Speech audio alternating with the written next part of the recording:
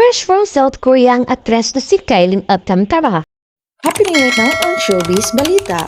Pagbabalik ng sparkle actress ay tila may sparkle na rin sa kanyang mga mata at mag-aan ang aura na di na katakataka dahil kagaling niya sa South Korea para sa tourism ambassador duties. Bukod sa tour niya na-express na rin niya ang mga pamamaraan ng health at wellness ng Korea. Unforgettable moment para kay Kylie ang South Korea tour niya dahil nakasama rin nito ang mga Korean officials at katulad lamang ng mga minister at mga members nito at binigyan pa siya ng awards of recognition.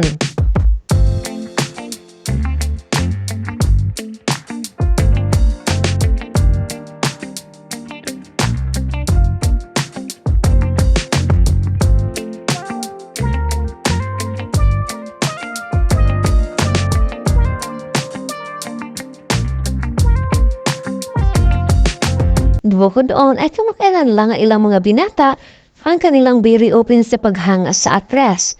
Isa na sa mga basketball player na si Kubi Paras. Narinig post ang photos ni Kylie with a white heart na caption. Nag-iwan pa siya ng I heart emoji, comment sa mismong post ng actress. Love is in the air na nga ba para kina Kylie Alcantara at Kubi Paras? Wala pang anumang confirmation mula sa dalawa. At nang tanungin ng actress na si Kylie tungkol sa kalagayan ng kanyang puso, narito ang sagot ng actress. Siya ka-grand, nakakaiyak na lang po. Kasi it's truly a blessing. Hindi pa po. Tito Lai, ikaw talaga nakakatawa ka. Kasi feeling ko po dapat ko pa pong mas kilalanin yung sarili ko. Meron po ba? Okay. Bahala na lang po muna si God.